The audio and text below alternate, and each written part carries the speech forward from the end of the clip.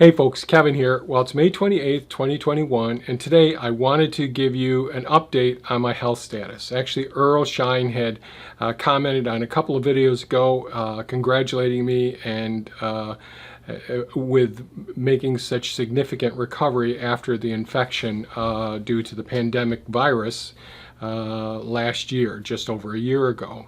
And first off, let me say thank you, Earl, and thank you to all of the people throughout the whole process over this last year who have wished me well and were concerned about me. I absolutely appreciate it tremendously. You mean the world to me, your concern and reaching out to me. I appreciate it tremendously.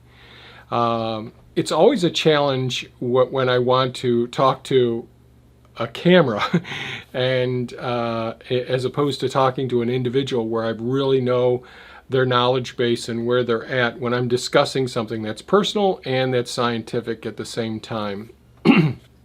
So it's always a challenge for me, searching for words and all. And this last year has been a pretty significant challenge for me.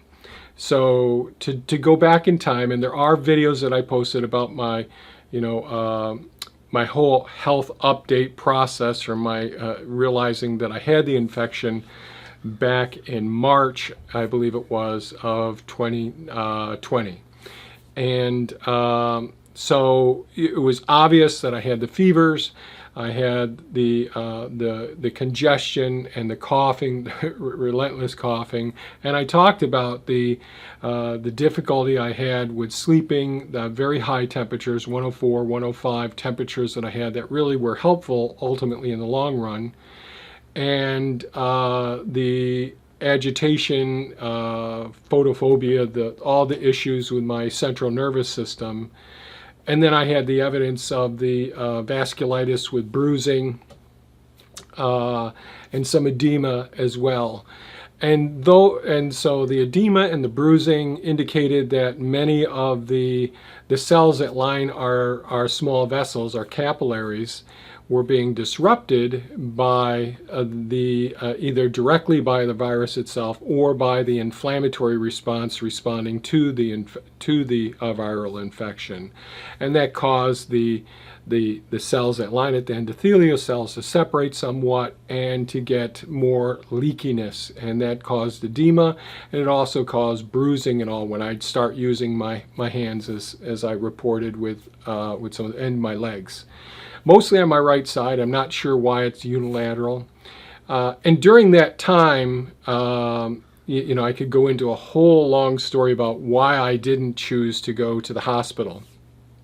But I was monitoring myself, my heart rate, my pulse oximetry, all of those things. And my concerns, to put it in a nutshell, were during a time of a pandemic when clinicians, the information being made available to clinicians was very scant at most. It was too early in the process, and the overwhelming aspects of supplies and self-care, all of those things that were going on in the hospital situations, and trying to prevent further transmission in those locations, and the high anxiety level that clinicians and all the staff were going through. Since I deemed it not essential for me to go into a hospital environment, I felt much safer here at home. Would I recommend that for just anyone? No, I wouldn't. But that's the reason why I opted not to go into the hospital. I have been to see my own internist, and I both got our full physicals a couple of months ago. Our lab results look fantastic and all. But I did discuss with my internist some of the concerns I had, and I'll share those with you as well. But our lab results look fantastic. My doctor wanted me to get MRIs, CT scans, further cardio workup, a special type of MRI for my heart as well. And that's because of the cardiac disease, cardiomyopathies that have been showing up as a result of post-infection. My heart, if there is some damage to my heart, it's not detectable. My heart rate is not as low as it was, but I'm not as physically active. So now I'm jumping around here some. but I guess what I'd say are the things that are the things that are of somewhat concern to me are my decreased energy level, my endurance. A couple of years ago, when I would have young people, either teens, 20s, or 30s, come out with me and work on the farm with me, doing some projects and all. They would last a half a day, have lunch, and then they would be wiped out and wouldn't be able to go, and I'd be able to go until after dark. That's all changed drastically for me. My level of fatigue is pretty high. My achiness, getting up in the morning, I'm very sore. Kind of like the way I felt years ago when I was obese and working in an office all day, working in a hospital. I didn't take real good care of myself. I wasn't eating well. I wasn't getting the exercise. I wasn't drinking enough water. I was drinking other liquids. So I wasn't taking good care of myself back then, and it was like revisiting that, being achy, being sore, not having the endurance to get out there and last as long as I normally could. And those are all things that I think that will gradually recover as time goes on, because I'm one of those people that really looks at the physiological mechanisms and and I've talked about this before, all of the different investments, whether it's sleep, the nutrition, the exercise, all of these things, how we can rebuild and regenerate a better, healthier self tomorrow, and just keep working at that day after day.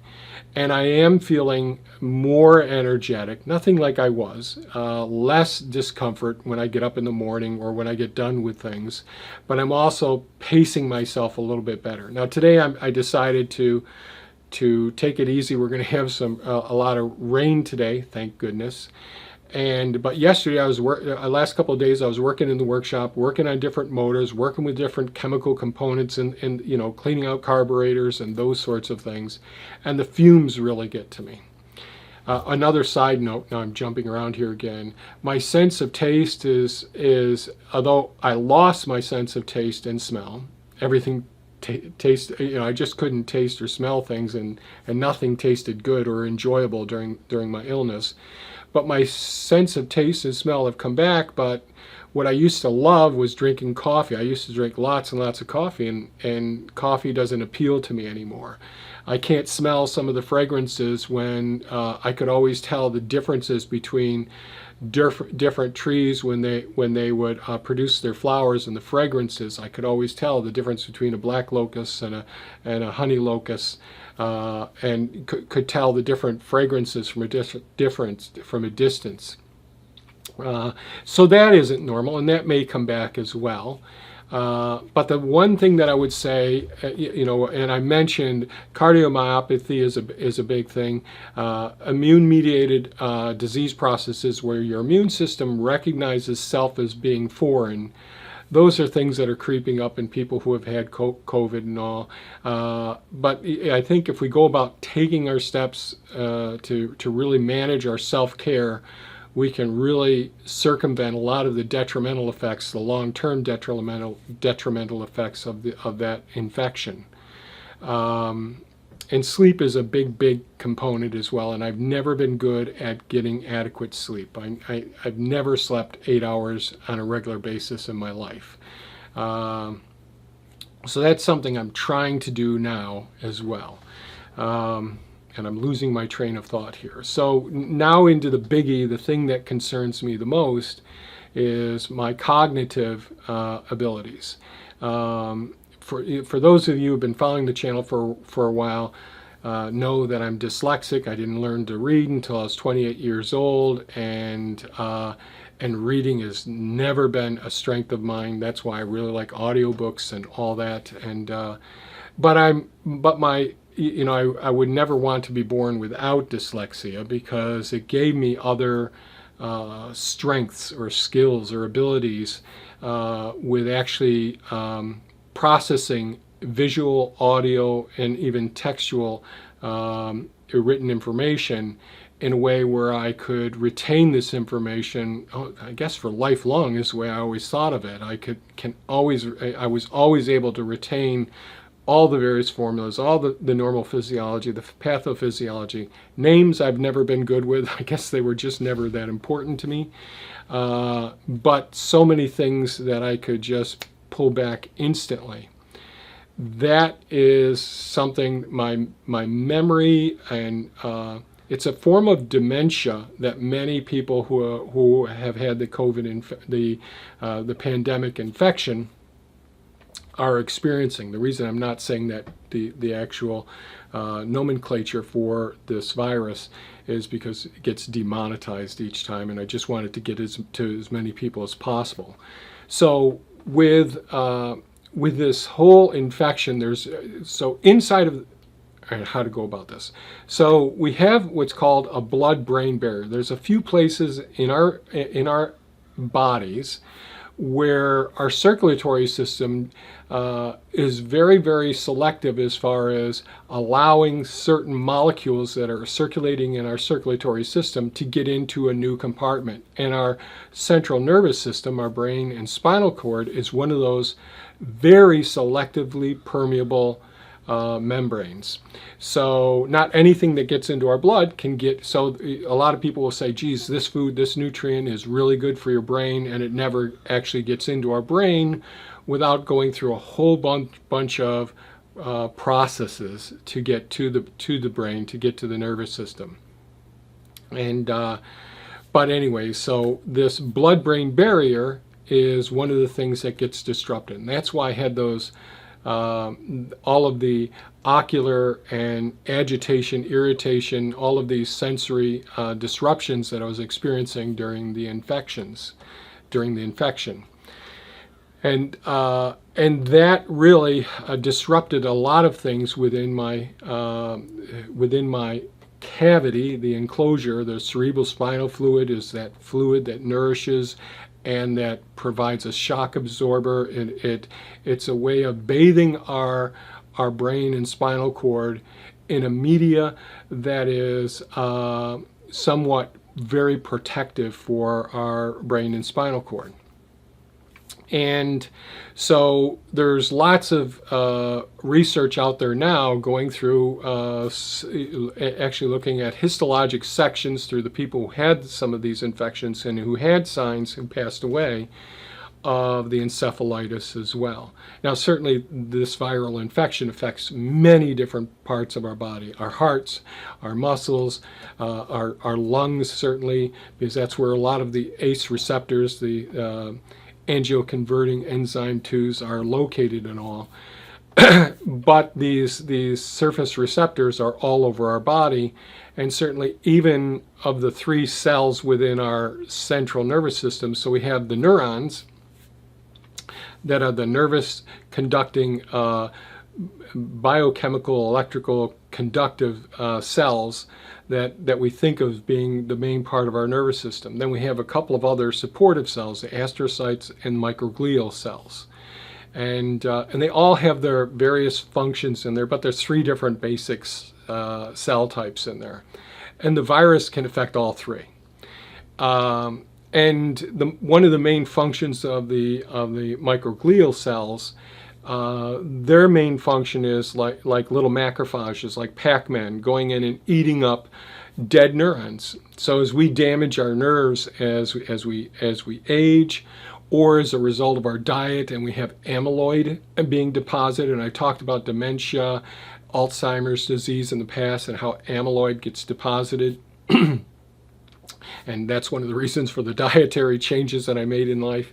So these microglial cells actually go through all right, so we're all familiar with our circulatory system, which we have arteries, veins, capillaries, and there's higher pressure in our arteries than there are in our veins, so some fluid leaks out into our tissues that doesn't make it back into the veins, and the lymphatic system is the other part of our circulatory system. I'm sorry, I'm going on this sidetrack. And that lymphatic system is also part of our lymph nodes and our immune system as well. So we have a similar sort of thing in our central nervous system as well, and it's called the glymphatic system.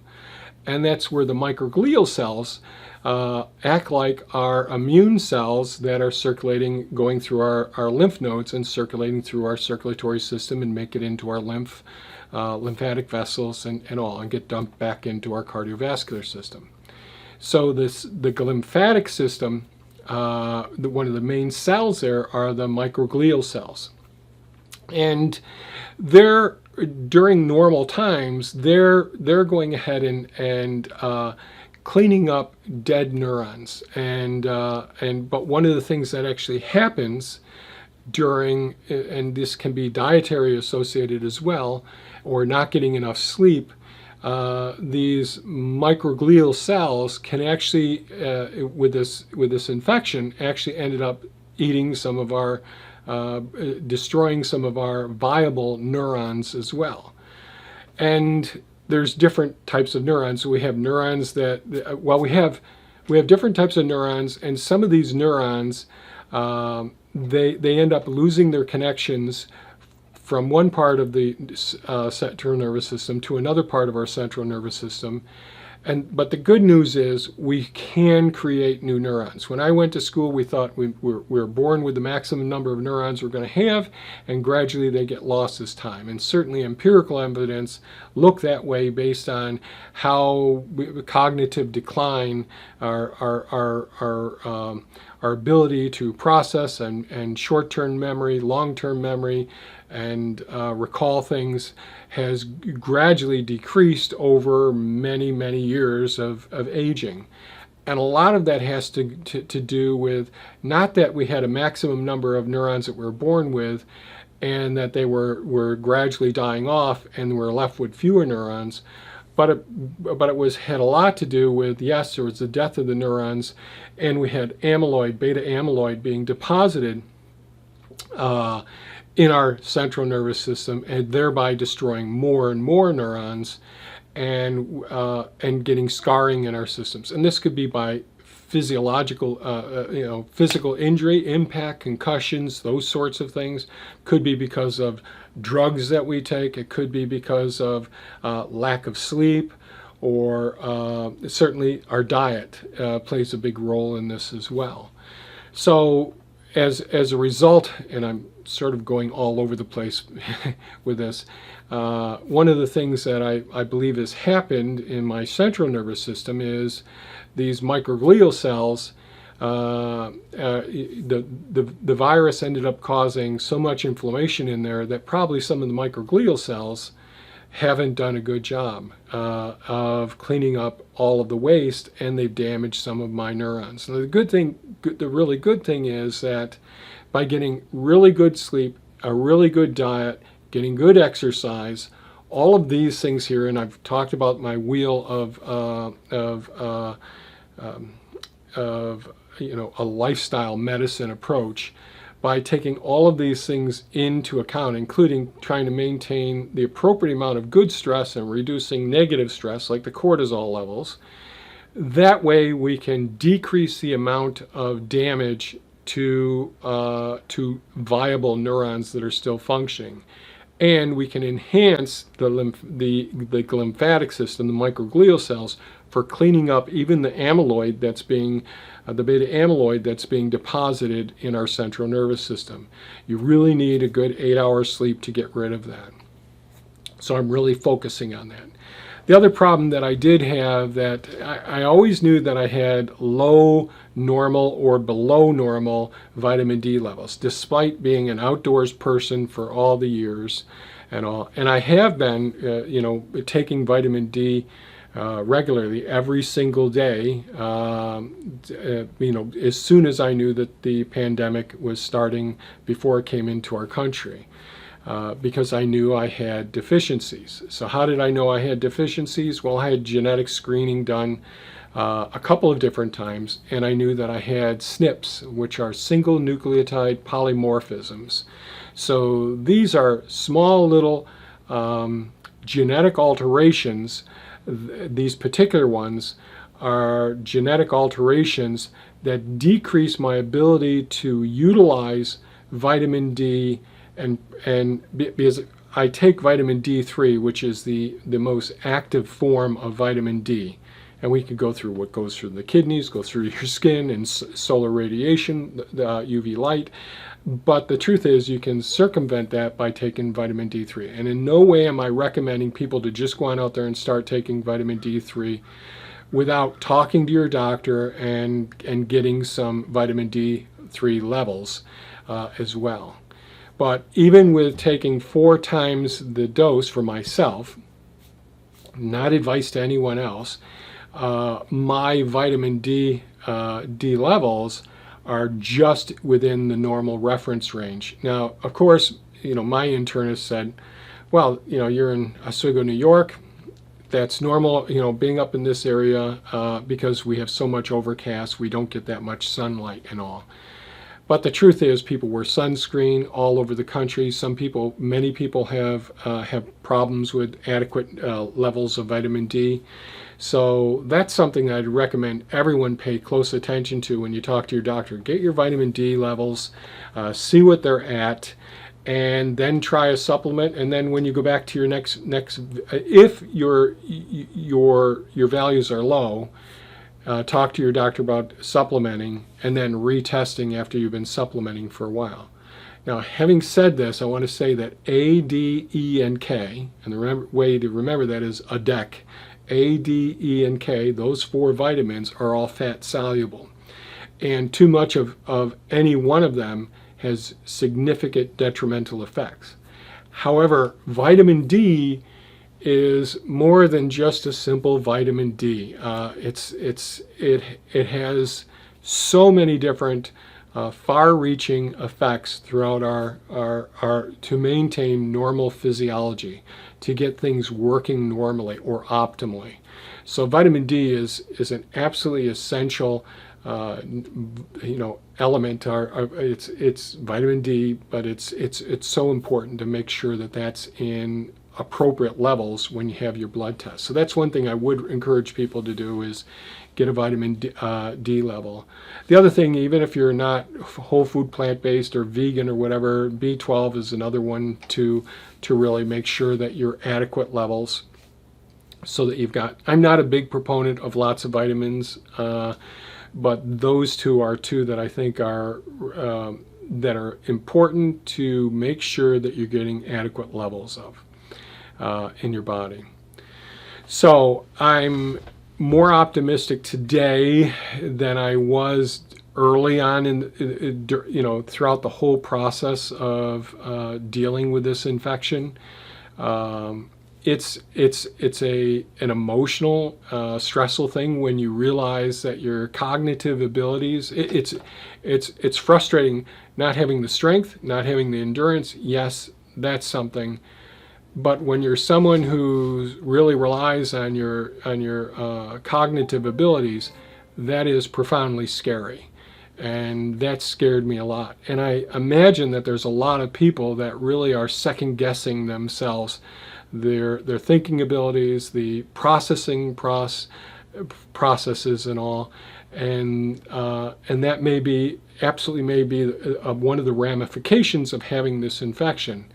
And yes, you can call us long haulers and all that, but I honestly believe that that with the appropriate investigation, the appropriate amount of attention and commitment to working with our lifestyle medicine, really making sure we're getting enough sleep, we're eating a really good beneficial diet, we're taking in less of the things that are harmful to us, we're providing a clean air environment for where we're working, we're reducing negative stress, those things that get your cortisol levels up, all the things that can be bills, it can be, oh, I'm dealing with this, the stress of dealing with people who think differently about this pandemic than the rest of us.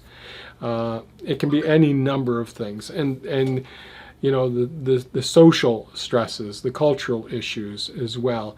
Certainly, all of the things that we go through in life, trying to look at it and trying to make as many adjustments to those things that affect us as possible. We can't change anything overnight. This is going to take me quite some time to regain as much of my intellectual capacity and my cognitive abilities that I previously had. I don't know that I'll ever get back to that same level, but I went through some cognitive testing, and that's what scared the heck out of me, because I'm not performing anywhere near where I was able to before. It's profoundly scary. So this infection, I guess to sum things up, this infection is something not to take lightly. Both Thea and I have been both fully vaccinated. I think it's really wise to get fully vaccinated. I know that I lost a lot of people before by talking about getting vaccinated. The people that think this is something else, or think that there's little detectors being put inside of you when you're getting a vaccine, all the things I've heard. But taking all of the precautions you can, because this isn't over. This just isn't over.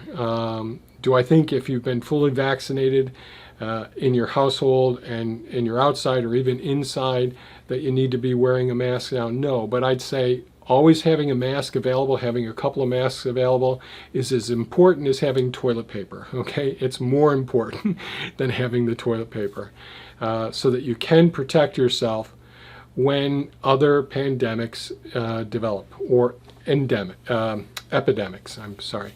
So if there's an epidemic in your geographic location with an outbreak, take the extra precautions is my recommendation. At this point, I think we can start relaxing somewhat, but always trying to stay on top of things, being aware of what's going on. So I think that's about it. I didn't want to go too far into this whole thing, but you can look up the lymphatic system, you can look up Alzheimer's, dementia, those sorts of things with amyloid deposits, the beta amyloid that gets into our central nervous system that trigger these things. What are the causes of that? These are all things that I love to do the research on, but I thought I'd share this information. So if you found this video of value, please give us a thumbs up, share it with your friends. If you think I'm nuts for vaccinating, you don't have to comment. If you want to, give me thumbs down. That's okay. Express yourself. Just keep it clean. That's all I ask. Thanks so much for watching, and have a great day, folks. Bye-bye now.